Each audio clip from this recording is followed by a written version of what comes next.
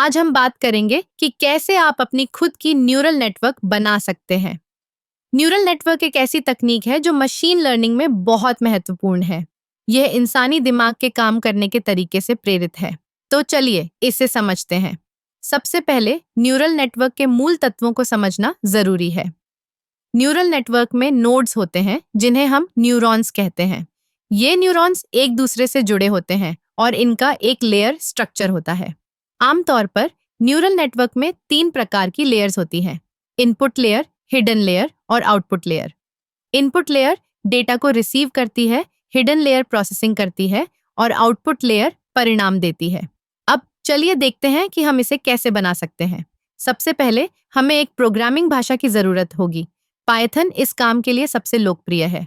इसके साथ ही हमें कुछ लाइब्रेरीज की भी जरूरत पड़ेगी, जैसे नमपाई और टेंसरफ्लो। नमपाई हमें मैट्रिक्स ऑपरेशंस में मदद करेगा, जबकि टेंसरफ्लो हमें न्यूरल नेटवर्क बनाने और ट्रेन करने में मदद करेगा। अब एक साधारण न्यूरल नेटवर्क बनाने के लिए सबसे पहले हमें डेटा की जरूरत होगी। मान लीजिए हम एक साधारण बाइनरी क्लासिफिकेशन प्रॉब्लम पर काम कर रहे हैं। हमें डेटा को इनपुट लेयर में फीड करना होगा। इसके बाद हम हिडन लेयर में कुछ न्यूरॉन्स जोड़ते हैं। हर न्यूरॉन एक वेट के साथ जुड़ा होता है, जो यह निर्धारित करता है कि वह न्यूरॉन कितना महत्वपूर्ण है। अब हम एक एक्टिवेशन फंक्शन का उपयोग करते हैं, जैसे कि रेल्यू या सिग्मॉइड, ताकि न्यूरॉन सक्रिय हो सके। यह फंक्शन यह तय करता है कि न्यूरॉन को फायर करना है या नहीं।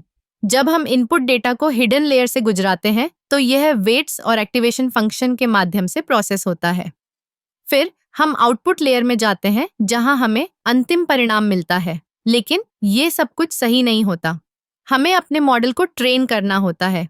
इसके लिए हम बैक प्रोपोगेशन का उपयोग करते हैं। यह एक तकनीक है जो हमें वेट्स को अपडेट करने में मदद करती है, ताकि हमारा मॉडल बेहतर हो सके।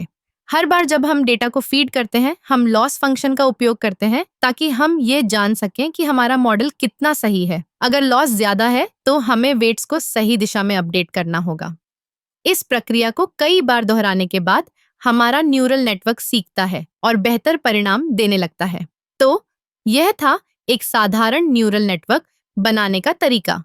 यह एक रोमांचक यात्रा है, जहां आप अपने विचारों को कोड में बदलते हैं और मशीन को सोचने के लिए सिखाते हैं। न्यूरल नेटवर्क बनाने में धैर्य और अभ्यास की जरूरत होती है, लेकिन जब आप इसे समझ जाते हैं, तो यह बहुत मजेदार होता है।